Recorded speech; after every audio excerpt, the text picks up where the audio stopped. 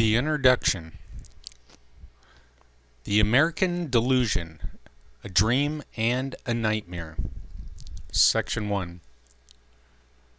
We are raised on lies and practice self-delusion. We ask, do these pants make us look fat? And we dread the response, no, it's the fat that makes you look fat. The pants make you look colored. We teach others to lie to us. We believe what makes us feel good and rationalize away those facts that don't. We are in the land of deception. The average person tells 2.5 lies a day. As a social experiment, try counting the number of exaggerations and flat-out lies you encounter in a day by people, advertising, and watching the news. Assuming you are worldly and wise enough to disentangle the word games, you will be shocked. For some, the dream state is pleasant, sheltered from the misery of the world, given a continuous false stream of hope, and led to believe that they are part of something good, righteous, and moral. Many live in an ignorant, myopically focused bliss. For others who adventure too far with truth and knowledge, they will find the roads not traveled to be scary with factual realizations. A mind once stretched cannot regain its original shape. Be forewarned. You cannot be put back into the matrix, i.e., the American delusion. I used to pose this philosophical question to peers. If there was a virtual reality machine that seemed real in every way and you could determine what your perfect life would be in advance, would you agree to live in it for the remainder of your physical existence, assuming your memory could be erased that you chose to do it?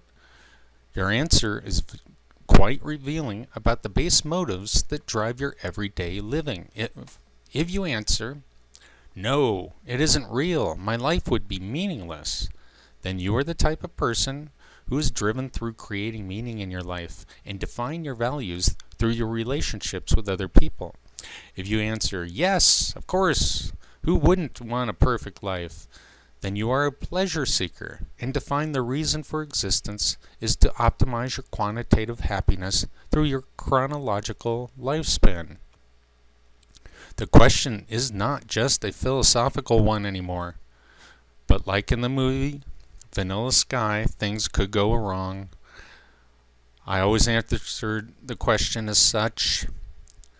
I would absolutely do it if I could be assured that the illusion had 100% chance of success.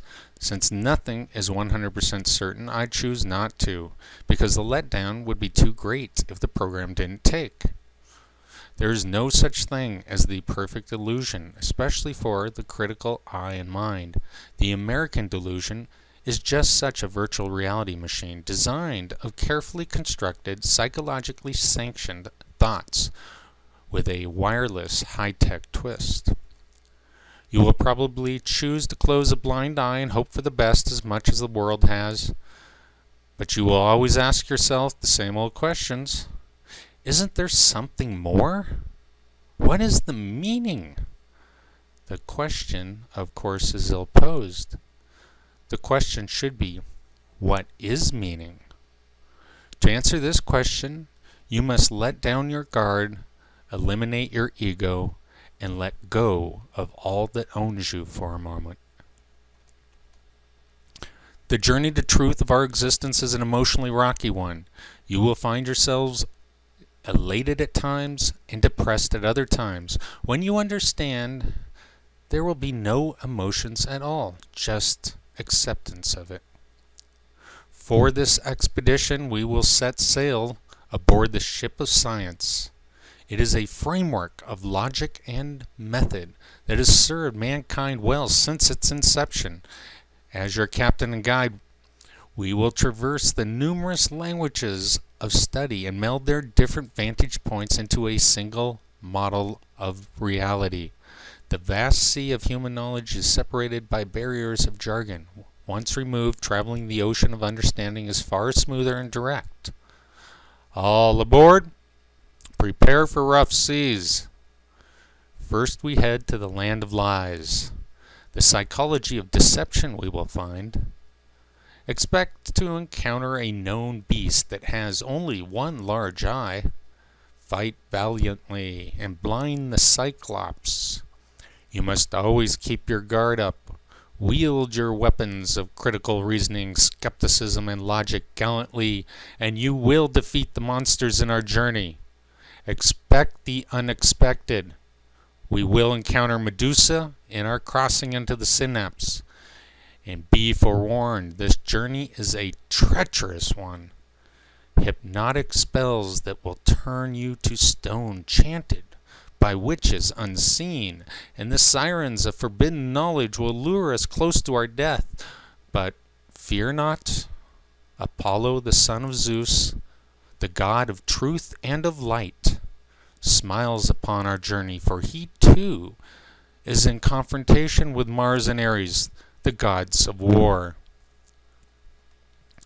The truth is not always what you expect to find. During our journey to the land of deception, we must dig deep and follow Alice's white rabbit down the rabbit hole. Time and space will no longer be flat, and proportions and logic will seem to conflict. The Mad Hatter is not to be trusted for directions. He is confused on purpose to mislead us in the maze of lies. And if that isn't enough of an adventure for you, the Scarecrow, the Tin Man, and the Lion too cross our paths many times. They were not blessed with a brain, heart, or courage by the wizard behind the curtain of secrecy. In these failings of creatures, we can triangulate on what we want to be. There is no turning back. We are in search of the promised land. Metaphors and analogy are not to be taken literally. They are direction signs in the crossroads to understanding. Beware of false signs. The little gremlins from the Kremlin and the Pentagon put them up to mislead you. You will in time recognize their signature and be able to distinguish the true path from strategic misdirection. Follow the radar light, political power and defense industry greed, and you will find the trolls that are operatives of the American delusion. We need to cross the Valley of Death in the beautiful country of California to see the secret weapons development that is there. If I were ruler, I would take California and its people away from the hindrances to cultural progress and set up a separate land with a new breed of enlightened and civilized people. But nay, it can't happen because of an ever gluttonous growing federal giant leech that covets his power and likes to consume his cattle grazing there. Why must we face these beasts of deception? For they are part of the journey of understanding the hobgoblin of little minds who created the matrix of deception. A foolish consistency is the hobgoblin of little minds, adored by little statesmen and philosophers and divines.